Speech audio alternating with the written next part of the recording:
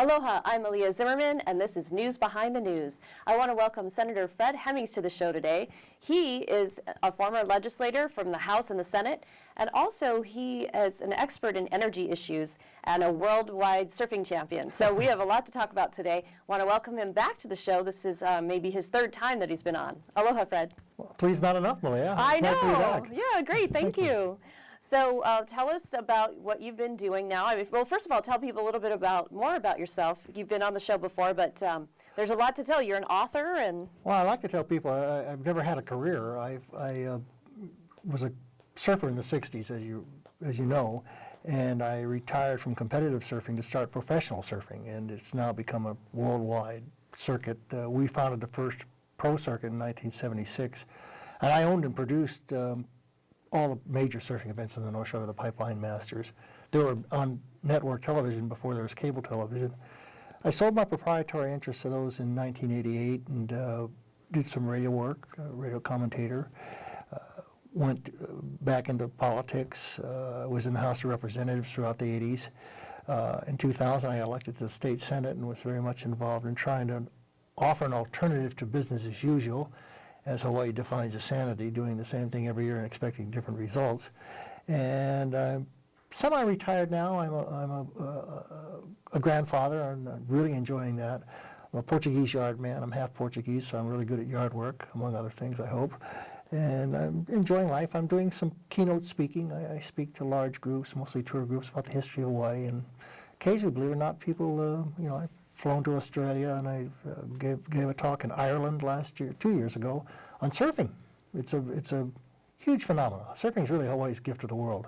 Well, I've been to Ireland, and I've actually been down there where we rent boards and go surfing out there, and it's a little cold. Oh, I don't know how they do it. Donegal Island. You went to Donegal, yep. Probably up in the northwest. Yes, and yeah. It was very popular, and a lot of people in wetsuits. Well, I went there, and I was at a conference in Dublin, and I got invited up to the Donegal Surf Club to give a talk in Donegal, Ireland. I said, well, here's this, warm-blooded Hawaiian surfer in Donegal, Ireland. And I got there expecting, 50 or 100 surfers, 350 people at this place to hear about surfing. And so they've got surf fever even in Ireland. Now, you've written a book, or actually a couple books. I've written a couple of books on surfing, that was several years ago now. Surfing, Hawaii's Gift to the World. And then The Soul of Surfing is Hawaiian, which is really a statement. A lot of people like to lay claim now to being the surf capital of the world, but it really is Hawaii because of who we are in Hawaiian history, but also because of the quality of our waves and our surfers. Hawaii is still the surfing capital of the world. And also, you're a proud dad. Your daughter's also written a book. Tell us about that. Yeah, I have actually 4 children, a stepson and 3 children, and my daughter Kaui wrote Descendants. Of course, they turned it into a movie with George Clooney starring in it, and it was quite something. We're quite proud of that. She's got another one. She's currently in France now, doing some talking about writing, and I have a son and his wife Daphne, Dr. Daphne Hemmings, 3 grandchildren, and I have a daughter who just ran the San Diego Marathon 2 days ago. Now that's an accomplishment. Yeah. I've done that a few times too. That's why my knees are so bad. So, okay, well, that's good. You have a big family, lots of success with writing and other professions, and grandkids coming up that'll probably have their own life, their own careers, and so on. Yeah, I'm worried about that. That's one of the reasons I was so intense about politics, Malia, and I know that you certainly know politics as well as anybody in Hawaii, and we're in trouble. And underneath this facade of prosperity and wellness here in Hawaii, which is mostly through the blessings of nature and the good people of Hawaii, the underlying numbers and the facts are that Hawaii's got some challenges in front of us. We're a very expensive place to live. I used to say in the Senate that the rich live here because they can afford to, and the poor live here because they can't afford to. But a lot of people are moving to the mainland just simply because it takes 2 wage earners to make ends meet if you can do it then, and what you're getting in return for very expensive government. Our per capita expenditure for government is amongst the highest of any state in the nation, and we're not getting gourmet government. We're getting bologna sandwiches. I mean, we pay well over $12,500 per kid on the average in public education. That's just statistical averages, and we're ranked, very low in the public education system by test scores. It's some subjective thing. Oh, we're picking on Hawaii kind of thing. So I'm worried about the future, and that's why I was so passionate about politics. But it is what it is, and I've kind of moved on now. Now, one of the issues that you really took on in the legislature was education, as you mentioned that just Yes. now, and you always called for a complete audit of the DOE, the Department of Education. One hasn't been done since 1973. It's a travesty, and the reason is because the unholy alliance running the public education system doesn't want the facts on the table. And audits are very good. If nothing else, you can follow the money and see where it's going and where it's not going and where it's being wasted. And I think the teachers in the classroom, most of them are well-intentioned and they're not getting the resources in the classroom. You hear the stories about them having to buy their own supplies and things like that. And of course, with such an expensive system, why are we doing so poorly statistically? It's really sad because it's our kids. I mean, we're going to do it. Let's do it the best we can for the kids. That's for sure. Now, one of the other issues that you took on, and I'd like to spend a little bit more time on this, is energy policy. And you and I have a lot in common in the fact that we both don't really care for how our monopoly energy company is run here and how they have complete control over prices and things like that, or it seems to be. Maybe you could talk about have things changed. Give us the big picture of how the energy situation is here in Hawaii. We have the highest energy prices in the nation. By far and away. By far. And maybe you can talk about what are the alternatives, are they going to work, and what do you see as the future of Hawaii's energy policy? Well, like everything else, the problems can really be tied back to the state capitol and the political process. I see now, I started pointing out to the people of Hawaii in the legislature as far back as 2007 that the energy monopoly, Hawaii Electric, has created the highest prices, twice the national average. And we're 93% dependent on fossil fuel, last I checked, which makes us the most fossil fuel dependent. So we're really going backwards on energy independence, and the prices are really a hardship on the working families of Hawaii. And so I started looking into it, and I'm very pleased to see you're starting to see more action on it. I just saw Marina Harita, the head of the Public Utilities Commission, is starting to take a second look at the Hawaiian Electric's profit and loss. No matter what happens, they make 6-8%. You can have the worst year in the world. And in fact, during the last fuel crisis, I remember they had record profits while everybody else was suffering. So what basically happens, to make a long story short, is when there is a fuel crisis, they just pass the cost on as a percentage on to the consumers, and they walk away unscathed. Where most other companies, I mean, if you're running a regular company, you pay the fuel cost and it comes out of your bottom line. Not them, it's just passed on to the consumer. So that's part of having the monopoly. There's no competition and so on. Yeah, they have a monopoly in distribution. There are some other electric producing entities in Hawaii, but when it comes to distributing it, they have to distribute on Hawaii Electric lines, and that's where Hawaii Electric takes the money coming and going. And I don't entirely fault Hawaii Electric. They're a company and they're publicly held and they're trying to do as best they can. I fault the politics for allowing it to happen, for not allowing more, for the Public Utility Commission not breaking up the monopoly. I would have loved to see legislation break up the monopoly and sell portions of the grid so there'd be at least some interconnected competition, where the grid would be interconnected, where we could rely on each other, but where there'd be competition. America really needs to have the courage to make a quantum leap in energy production. And the quantum leap comes in what I consider the energy of the future, which we'll all be using it someday. It's just a matter of when. It's small modular reactors. The big dinosaur reactors, the ones that produce 1,000 or 1,500 megawatts, the one that got inundated by the tidal wave and earthquake in Japan, that technology is 60 years old. It'd be like going to the Indianapolis 500 in a car from the 50s. It's old, archaic, technology. Small modular reactors are defined now as reactors that are small, 250 megawatts or less. They can be sequestered underground, which makes them, and they don't melt down. They simply are. They're easy to shut down. Is basically to make it simple. And that technology, 4 or 5 of those could light up most of Oahu. And we'd have a redundancy where we wouldn't have to worry about 1 or 2 big boilers blowing out and losing our electricity completely. And it would be the mainland average for small modular reactors, where they are using them, is 12 cents a kilowatt hour. We're paying, last I checked, 33 or 34 cents a kilowatt hour, 3 times as much. So it would save money. It would be totally renewable. And the real good thing about it is, if you want to spin your turbines at nighttime now, you still have to put oil or coal to energize the turbines to generate the electricity.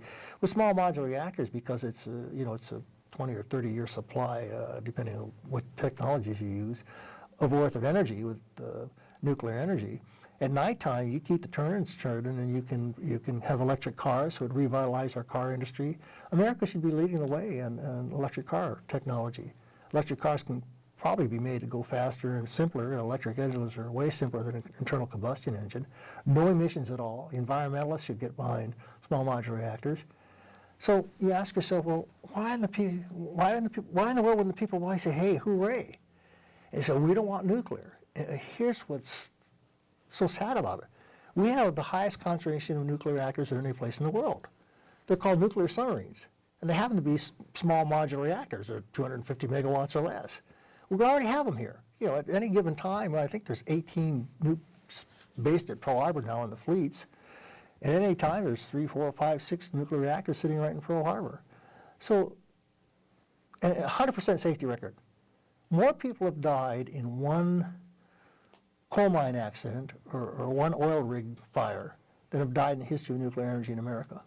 So it's just, the facts speak louder than anything else. And so there's a irrational fear of nuclear energy. It really can be something of the future. And once you have the economies of scale, Malia, the best example I use is a cell phone. I got a cell phone in my pocket. It's about, it's an iPhone.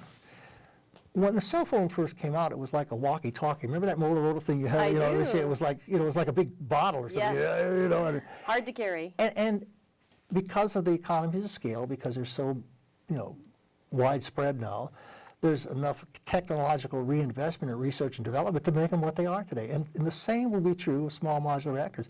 Someday, there's a possibility you'll have small modular reactors that will energize individual buildings. A little turbine on the bottom of the building and a small modular reactor, completely safe, underground. You light up the whole building. You don't have to rely on anybody. And it's 24/7. You go to work, plug your car in, get it energized, drive home. So we have a beautiful future in front of us if we have the courage to embrace changes and the things that, and it starts politically, Now, some of the other energy alternatives that have been talked about in Hawaii, that you have solar, you have wind, you have thermal. Beautiful. So what are your thoughts on that? Well, first of all, solar and wind are great, but there's a problem with them. They're not reliable. If the wind doesn't blow, you don't have electricity. If the sun doesn't shine, and then if you do want to use it at night when the sun's not shining or when the wind's not blowing, you need batteries. So that becomes a big and expensive problem. Geothermal, I advocated geothermal in the 80s. Could have lit up the whole Big Island. And once again, Hawaii succumbed to the just say no syndrome. Some activists who were living on the Puna side of the Big Island said it smells like rotten eggs. Well, so does, that's what the volcano. Yeah, sulfur. That's like. Guess what? Yeah. So what's new? But anyway, a handful of activists, a real minority, but vocal, stopped Hawaii from getting geothermal energy, and now we're scrambling to get it online. They put like 52 permits you had to get, and the only one that survived it was Puna Geothermal. And now they're trying to, and Puna Geothermal's, living proof of how it can work, and it has worked all these years.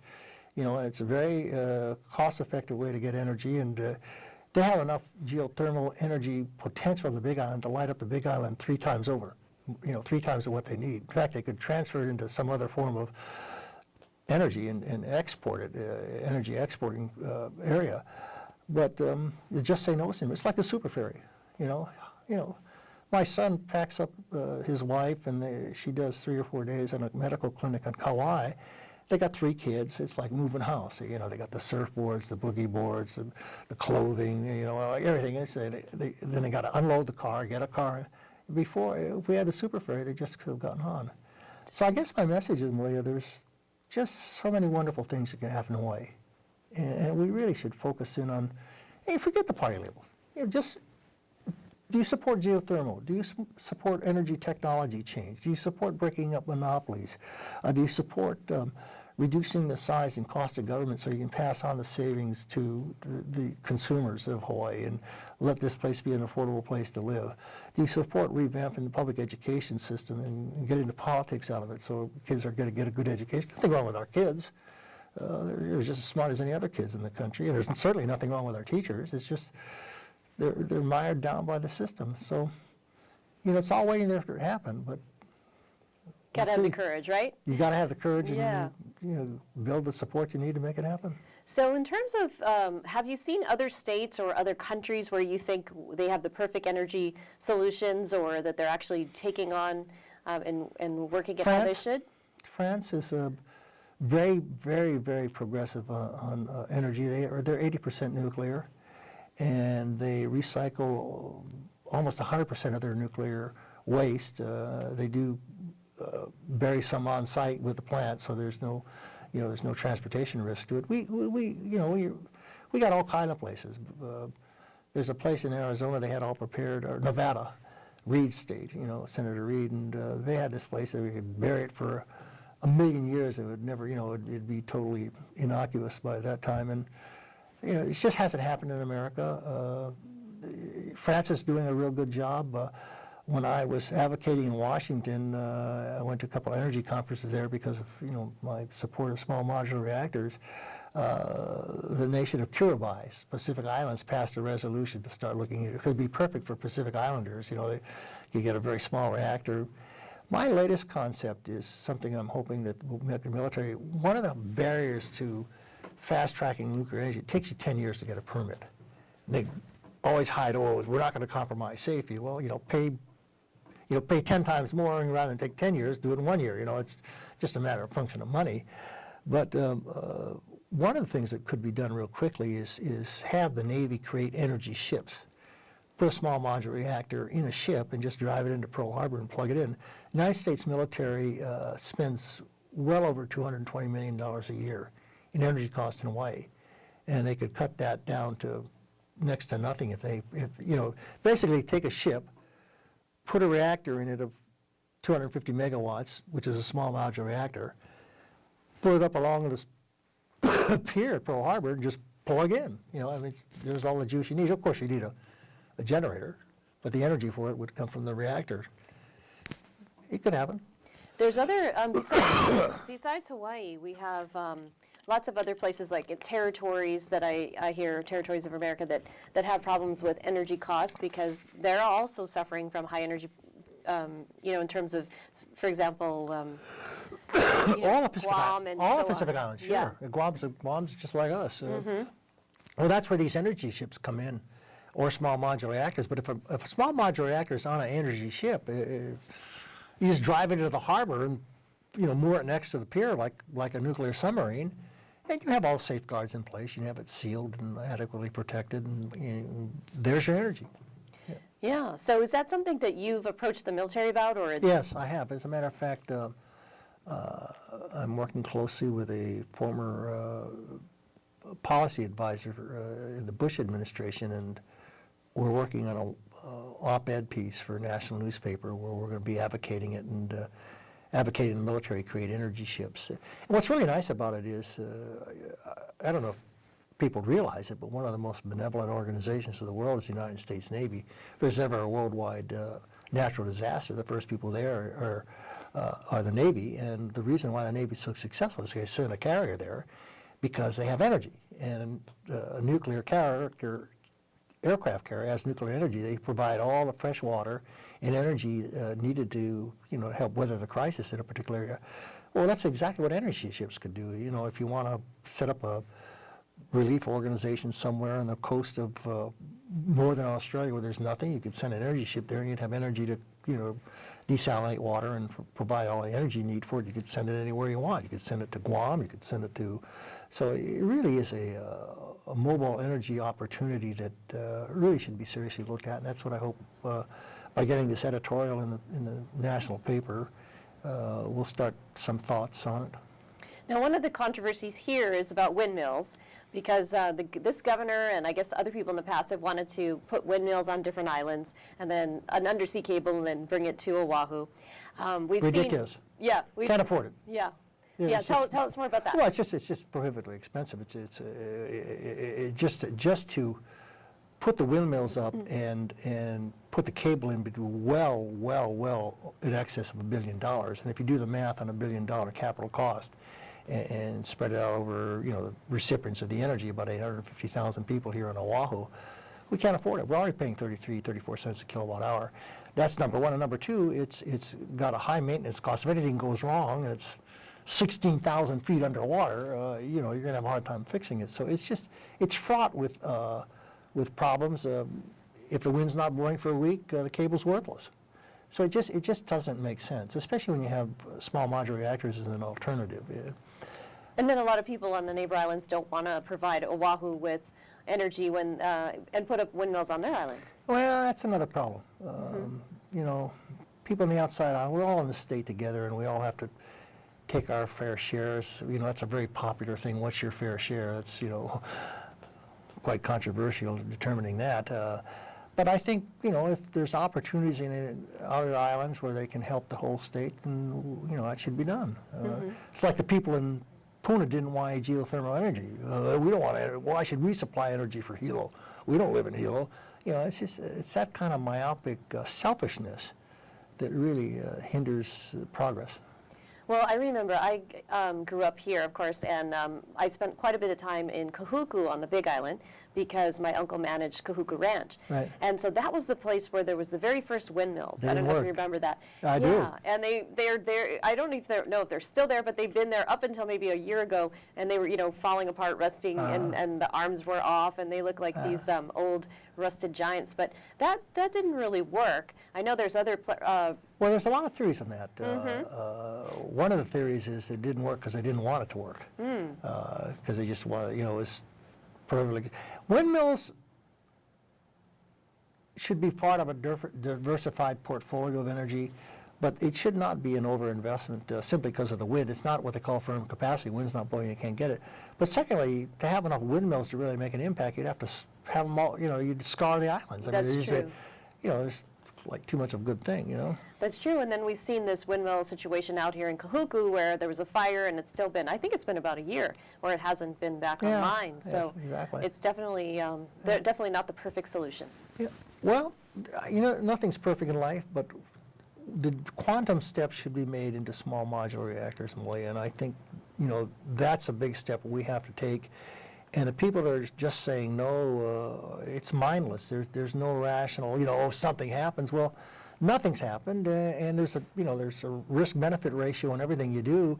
Look at this tremendous tragedy in Japan. Well, no one's died yet. And there probably will be some people die. But you know what? Hundreds of thousands of people died from black lung disease. No one's saying, close the coal mines. Last century, in the 20th century, 475,000 people died of black lung disease, which is probably close to correct. The bottom line is that there's risks in everything you do, and the risks for small modular reactors are dramatically reduced in the big, what I call dinosaur reactors, and the benefits are just absolutely incredible. And it's going to happen. It has to happen because we can't, we're going to run out of fossil fuel. And there's other benefits to small modular reactor energy as a source of. It's geopolitically safe. We don't have to go to the Mideast and get oil from guys that want to bomb and kill us because we don't believe the religion they believe. So there's other reasons to do it, and they all fall into place to the benefit of America, and we need political leadership that's going to make it happen. So have you seen any kind of receptive vibes from the legislature here? Occasionally you'll hear of somebody introducing something for nuclear in support. Yeah, no one has the guts here at the legislature. When I was in the legislature, Sam was, Mike Gabbard smiled at it, favorably, but I don't think he had the courage to really stand up and, put something in motion that would do something. I was hoping, Governor Abercrombie considers himself a progressive, and he's certainly been a successful politician. But this is something that he really should look at. Now, what would it take to get nuclear, small modular technology in Hawaii? Well, the technology's developing now. There's Babcock-Wilcox, and there's a couple other large energy-producing companies on the mainland that are developing the technology. Like I said, the best thing to do, because if you don't like it, you could just drive it out of here, is to put a small modular reactor on a ship and just drive it into Pearl Harbor where it's secure and plug in. And you don't need to change any laws or anything like that? The military can do it. Mm-hmm. The state of Hawaii, this is how diabolical, if I can use that strong word, it is in Hawaii. There's a codicil in the Constitution that says there shall be no nuclear energy in Hawaii except if it's got a 2/3 approval of the House and Senate of the legislature. Well, hoorah, that was a feel-good policy put together by the 1978 Constitution Convention. Our Constitution's a disaster. It's constantly needed. We're always amending it because it doesn't work. But they put that in, and they forgot that, oops, well, we'll forget about the nuclear submarines, in Pearl Harbor. But if anybody else wants to do it, you need 2/3 approval. I guess my point is that the military doesn't have to answer to the dictates of policymakers here in Hawaii. They can do what's best for the country, and in many ways, what's best for Hawaii. We're going to learn a hard lesson. Probably the greatest political leader of the 20th century, and I said this years ago, Dan Inouye is no longer with us, and we're going to learn very, very difficultly how tethered we are to the federal government for spending. It's a sad day when the second biggest industry in your state is federal spending. Where tourism's number one, number two revenue generator was the federal government, and that was for the most part beloved Dan Inouye. We're going to miss him terribly, Malia. It's my prediction. I'm sure that we already do, right? Exactly. Yeah, and I know it's going to be interesting to see with such a young delegation in Congress how it's ever going to work out for us to build the kind of seniority that we need to have. And the kind of respect. I mean, Right. Dan Inouye crossed party lines, and he was, like I say, probably the most distinguished leader politically we've ever had in Hawaii. We've had kings and queens, and but Dan Inouye is by far and away. And I was in Washington and saw him in action, and he was just beloved by everybody. Special Well, a man. true war hero and true fighter for Hawaii. There's no Exactly. question about that. No question about it. Yeah.